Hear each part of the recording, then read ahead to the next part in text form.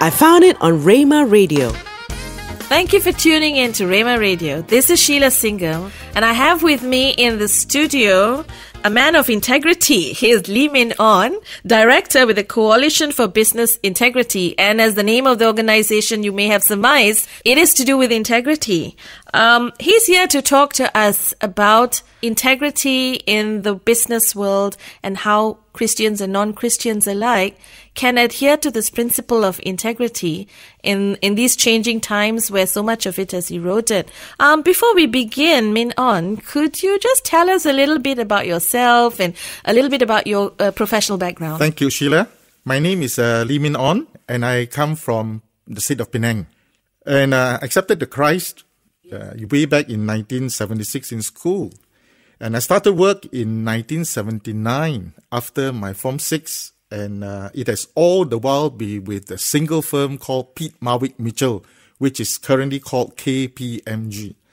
With 20 years in external audit, I ended the last 16 years in the risk consulting division that focused primarily on governance, risk management, sustainability, and internal audit, which is very closely linked to business integrity. Married with 2 children who are in their 30s now, I recently became a grandpa. Congratulations. Yeah. And now I have lots of time practicing what I've been preaching in my firm, KPMG, in a marketplace, reaching out not only to Christians, but to non-Christians as well. Can you tell us about the Coalition for Business Integrity? When was it started and who are some of its members and what is its vision and mission? Great. The Coalition for Business Integrity, Berhad, is actually a public company limited by guarantee, which means every member has equal say, unlike a company that is listed by limited by shares, where if you are a larger shareholder, you have the largest voice. So our membership comprises corporation as well as professional with the view of engendering good governance and integrity in a marketplace, with the hope of raising the bar of governance so that everybody in a marketplace will know what is black and what is white and will do the right thing to promote Malaysia as a capital market in the world. So the members are individuals as well as corporations? And that is correct. Okay. Would you be able to tell us who some of the members are? We do have corporations, for example, Thumbprints. That is the very company that stands out for integrity, non-acceptance of bribes and gifts, and they have been proven to be very successful. And we have members, some of them are public listed companies, and we also have some who are individuals. In fact, I was the very first member because I believe in the purpose of governance and in the practical aspect of how we can breathe out integrity in a marketplace. So you're a pioneer member and just the man we should be speaking to today in matters of integrity. Yeah, and the irony is, not only am I a member paying fees, I'm actually doing work for the company on a pro bono basis. That goes to the extent of my love for governance. And you would call that the calling of the Lord?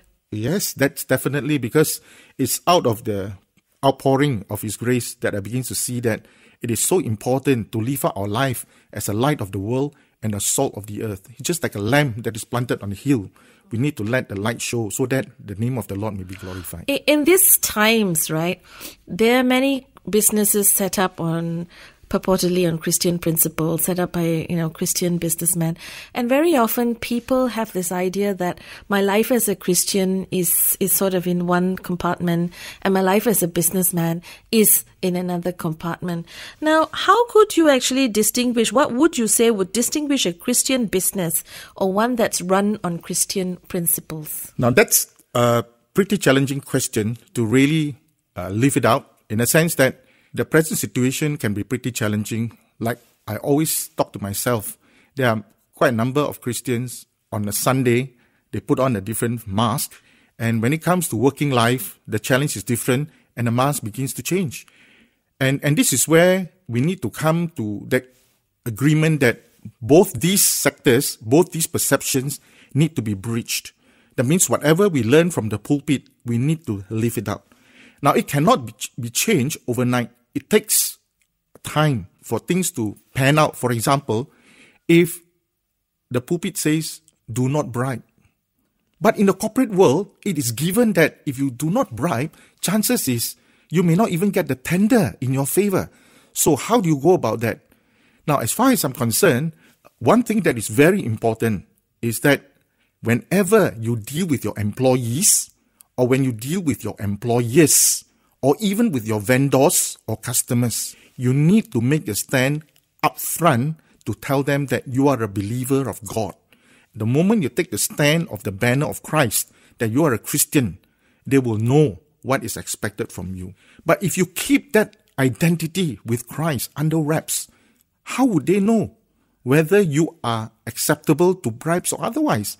And giving bribe being the standard of the day, there's a tendency that this question will be broached and you'll be tempted. So that's where the challenge is right now.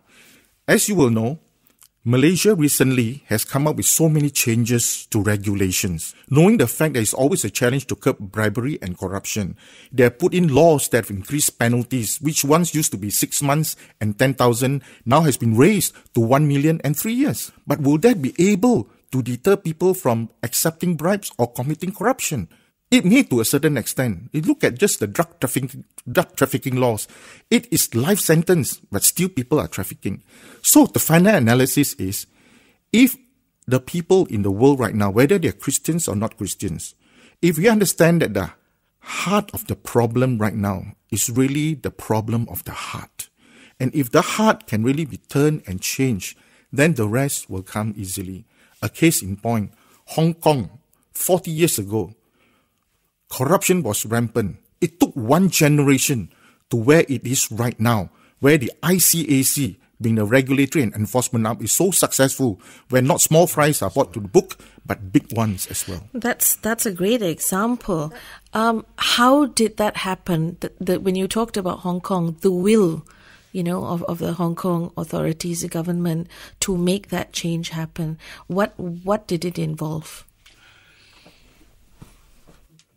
40 years ago, one of the biggest culprit, even you can watch in movies, one of the main challenges is to change the mindset of the police force. And with so many of these top-notch people being apprehended and sent to jail, and the success rate of conviction, that brought shudders down the spine of those who were responsible. And quite a number of them have actually migrated. And what it needed for Hong Kong to do then was to empower the ICAC positioning, which means their reporting is actually to an independent body and not the ones that is in charge of the political decision of the country. And this is where segregation of powers will bring a lot more reality in enforcement and bringing up the conscious level that it doesn't pay to receive bribes or corruption. That's really great to hear. Now, so how do Christian businesses not succumb? As you mentioned earlier, in a way, our DNA has changed. 40, 50 years ago, you really didn't hear, when at the birth of the nation, corruption wasn't so rampant. But over the years, our DNA, our way of doing business has changed, and it's almost become the norm, to give under the counter payment, to receive kickbacks and things like this. And, sometimes as a Christian businessman, people will say to you that, are you crazy? Everyone's doing it. If you don't do it, you're not going to get anywhere. How does a Christian business not succumb to this? Yeah, I think that's a very pertinent question. Let me just give you a real life example of a friend of mine. He held the post of a chief financial officer position in a very reputable large corporation.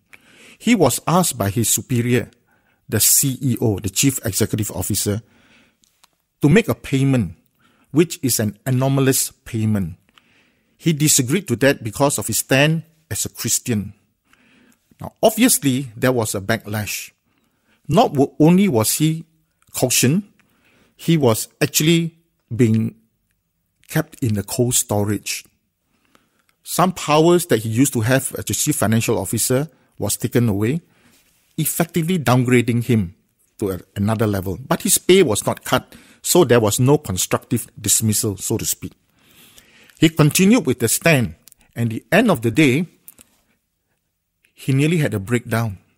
But throughout this episode, there was this mentoring accountability group.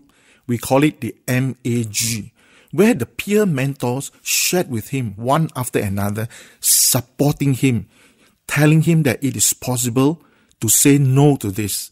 And to cut the long story short, he decided to resign.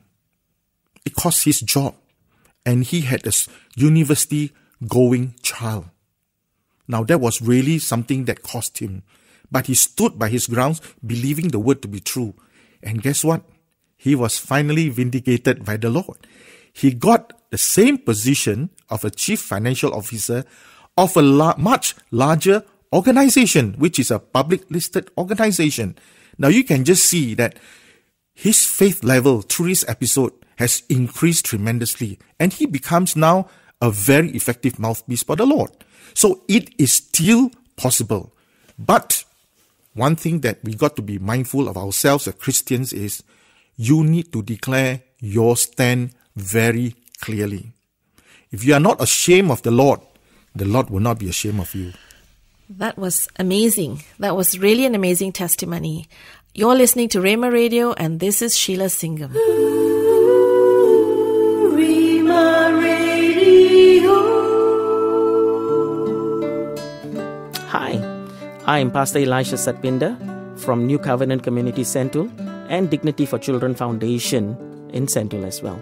I want to invite you to come and participate in amazing work that God is doing in transforming lives, especially the marginalized, from preschool right up till Form 5, IGCSE, and different expressions of vocational through the cafes, things like Project B, urban gardens, various things that we are doing. If you will go to our website, www.dignityforchildren.org, get more information, give us a call, and make a difference in a child that will transform the city for us.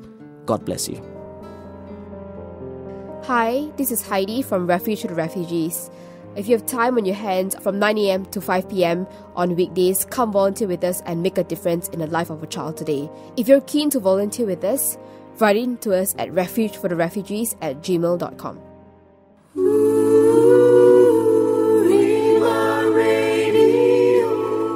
Welcome back. This is Sheila Singham with Rhema Radio, and in the studio with us today is Lee Min On, Director of the Coalition for Business Integrity. And we're having a conversation today about how it is possible to do business with integrity, even in a world where that is not the norm. You mentioned earlier, you gave us some really good examples, Minon, about operating with integrity and how it is possible. And it's a really great testimony that sometimes you do in standing by His word, on His principles and God's principles, and in obedience to Him, you do go through challenges. But you emerge stronger and you emerge in a better place because the Lord will vindicate you and the Lord will reward you and take you to a better place. And he who believes in Him will never be put to shame, so to speak.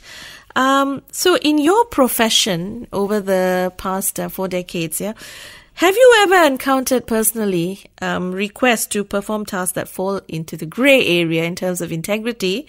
And how did you respond? That's a fantastic question.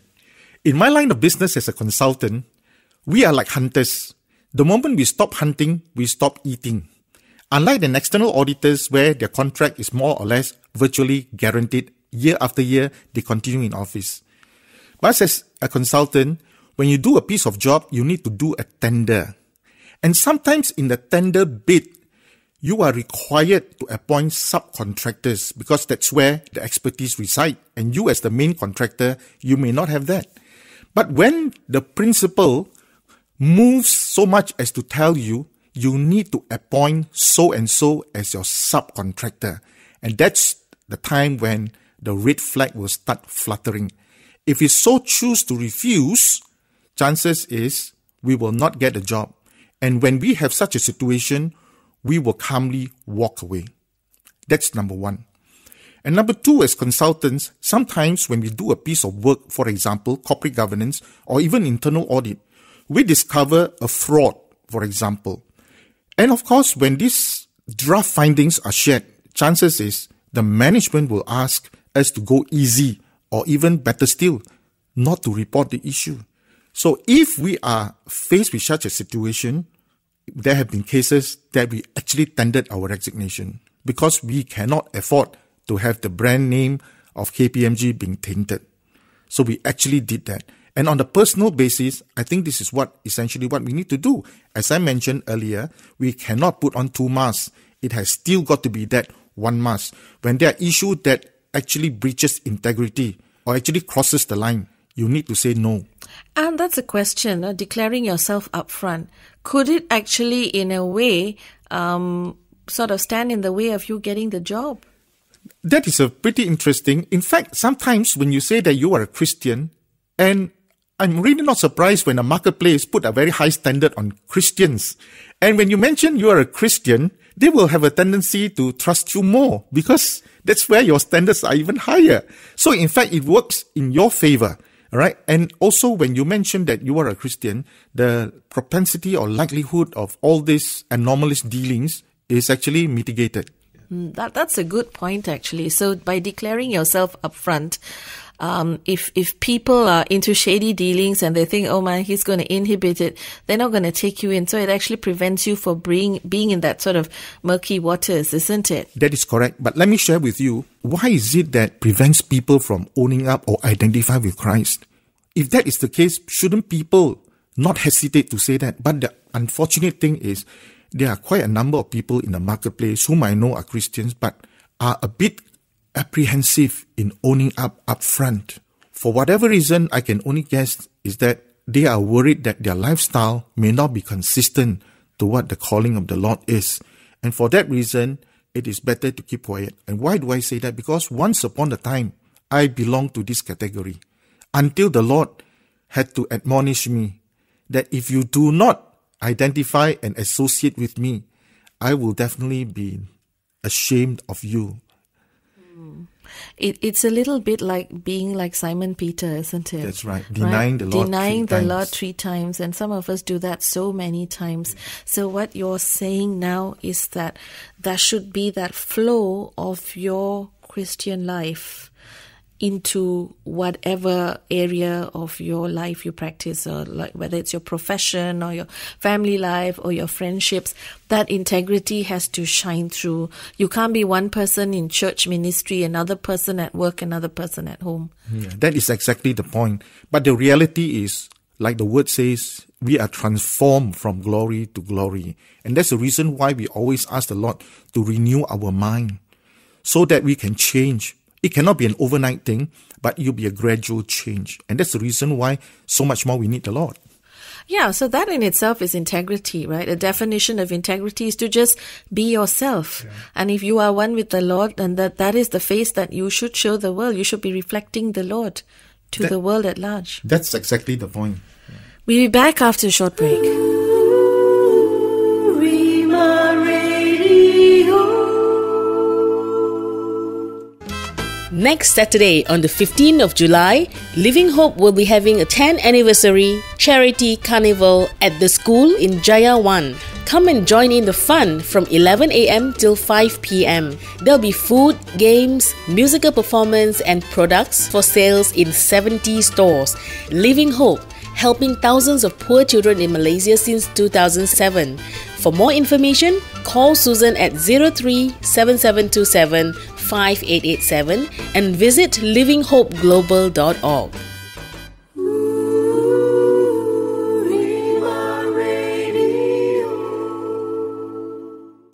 This is Sheila Singham from Rhema Radio, and you're listening to Lee Min On, the director of the Coalition for Business Integrity, speaking to us about integrity in business and in life. Now, Min On, earlier you mentioned we were talking about how some Christians don't really want to declare that they're Christians out there. Could it be sometimes because of the perception of Christians in the past as being very rigid, sort of very right, being very conservative in everything? Could that be a reason for that? Yeah, this could be just one of the many reasons. There could be other reasons as well, because if our faith is not strong, there is always a tendency to buckle and move to the other side. So for fear of that, the identification is not made upfront. But if you look at that, let me just twist a little bit. The younger generation right now have been taught and well in the church And increasingly, we begin to see young people coming in, even at interview stage. They will declare that they are Christians. And I thought that for the last 5 years in my firm, before I retired, I could see it clearly coming in, particularly the Gen Ys. And these are the leaders of tomorrow. And that is a positive note, isn't it? It is. And I know sometimes in my line of work as well, I hear a lot of people say, well, Gen Ys, they have no direction. They're all over the place. I do not believe that to be true. I think they're very strong in values. And if they are working in a place which supports those values, they will give it their all. But the minute the workplace conflicts with those values that they hold dear, that's why Splendid they're question. Out of there. It's actually a basic case in point. In fact, there are many examples. Just let me cause just an quote issue of just one or two. fundamental values being met. People are measured or not met. right now, largely based on balance. Can you give us some under examples of scenarios where employees might be asked, and one of the not just in your usual profession, for indicator example, is on financial generically, performance. employees might For be example, asked to whether you operate hit with the a lack target of or not. integrity. You And earlier if you gave hit the us a target, scenario you'll of be well sort of remunerated, audit you being probably asked to get your cover bonus, up certain and things or even not options declare to be them. increased. What are some other examples? Unfortunately, where staff may people be are being asked faced to with a perform tasks dilemma. that are lacking in integrity If the target or is not downright, hit, but if unethical they or do dishonest. something to hit it, and it's so easy to do it, there is always the temptation. Let me give you an example. If my sales number is short by 500,000, and how do I ensure that my target is met? I can easily do that through a pre-billing. When you come to pre-billing, now ethically it is not correct because work has not rendered. But so what? I can bill it and keep the invoice and only issue out the invoice after the year end. Now, when that is instructed by the bosses, the employee is really in a dilemma. So my question is, are there any mechanisms in the pipeline in the company that enables such malpractices to be highlighted? Now, here I come towards a mechanism called whistleblowing. Most companies are adopting whistleblowing right now, and it begins to pay dividends. In one of my jobs, I've actually experienced whistleblowing being used to the fullest extent, and all these malpractices were really uncovered, and the people involved penalized.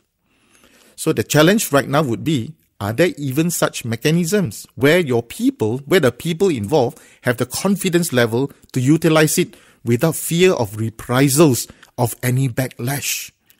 So the tone from the top, it's a very important element.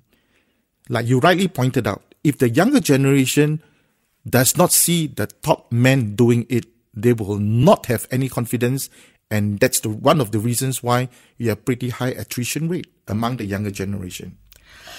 I was reading a book called Leaders Eat Last by Simon Sinek. And in it, he said that there is a crucial need for leaders in an organization to create a circle of safety for their employees. Loyalty is not bought with remuneration, but it is bought with how safe you make employees feel in your organization. Today, the question I want to put to you is there enough of that circle of safety in organizations? Let's speak about Malaysia per se, where employees feel safe, whether they're safe enough to speak up when they see something that's wrong without fear of, the repercussions or consequences. Are they safe enough to think for themselves, to make mistakes? And that in itself is living out integrity, isn't it? That's right. In your opinion, is that enough of that? Are the leaders in corporate Malaysia doing enough to make their employees feel safe, feel comfortable, and to be able to give their best? Very good question. Let me just answer it or respond it in a way of some statistics. If you look at the corruption perception index in Malaysia, we used to be much better some years back, scoring more than 50 points. In 2016, we actually dropped. Right, we had dropped to a rank of 55 out of 176. And Singapore was ranked 7th. We were ranked 55. Singapore had 84 points. We only had 49. So you go by passing mark, we actually failed. The worst country, that is Somalia, scored 10 points. But of course, we do not want to identify with Somalia. Now, all this has, in a way, got to do with that so-called safety net. The reason why we have dropped in that ranking, together with corporate governance ranking, we also dropped from 4th to 6th. It's largely got to do with public governance. So the moment when we have whistleblowing, where the whistleblower gets the end of the stick, who would dare to even report any maldoings or any malpractices? They will not feel safe.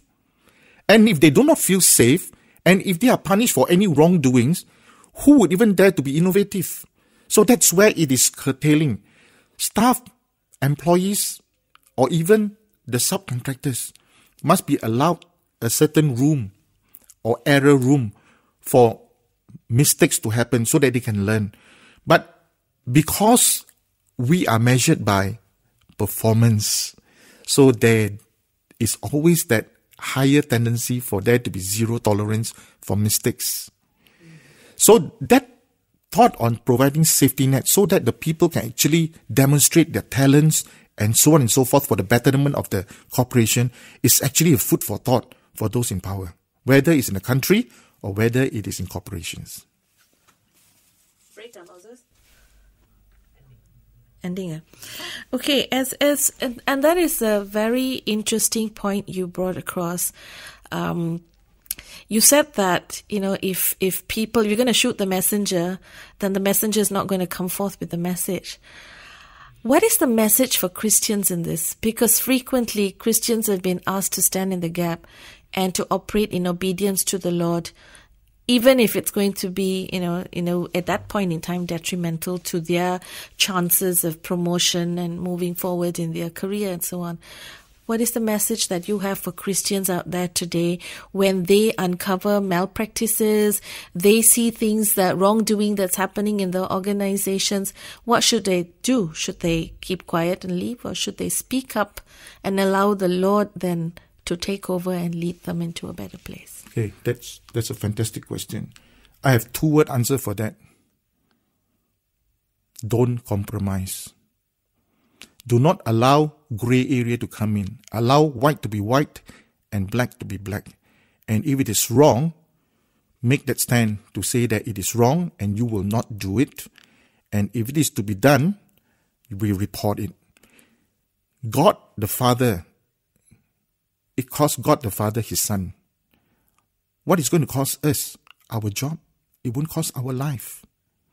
And it is in comparison to what the God the Father has done. And I believe there's something that we can take. And I mentioned to you just now, earlier on, the example of the Chief Financial Officer.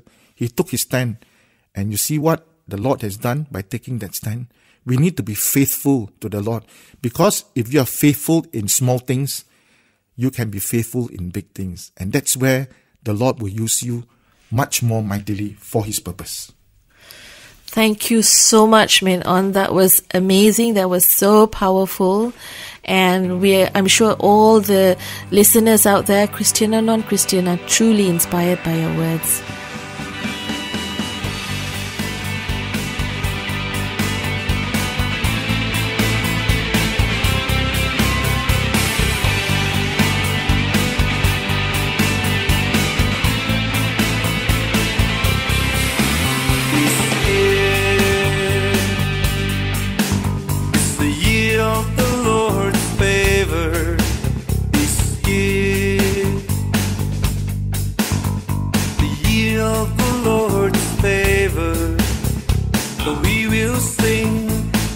Proclaim the favor of the Lord, and we'll declare His mighty name, His deliverance in our land.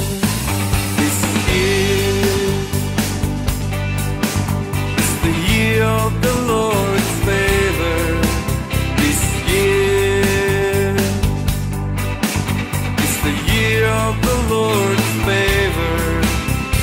We will sing, we proclaim the favor of the Lord, and we'll declare His mighty name, His deliverance in our land.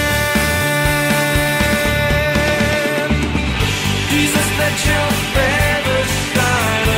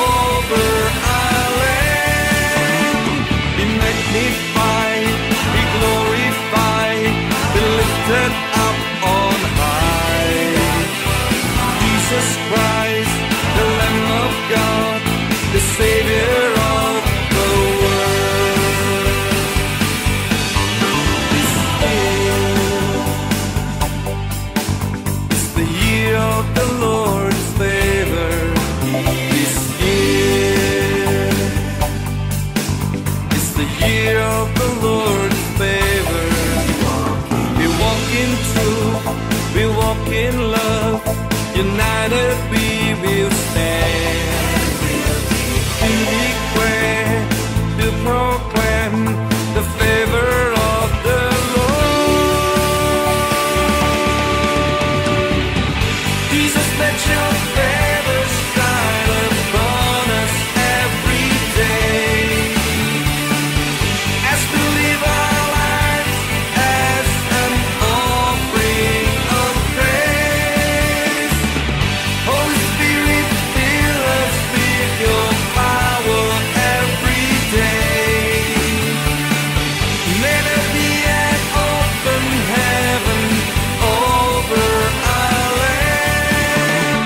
Be magnified, be glorified, be lifted up on high.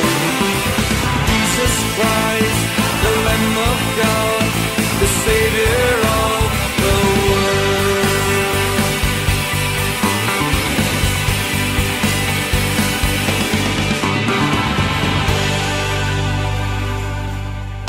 This segment's episode features music by Chang Lip Kyong. Today's episode is recorded by Moses Chan at Pro Studio, edited and mixed by Veronica Ng. We would love to hear from you, especially if you have a testimony to share. Write to us at hello@rhemarad.io. Stream or download new episodes weekly on Friday or Saturday evening. Don't miss out on a sermon, stay on course from Dhammasara Utama Methodist Church in the next segment. God bless.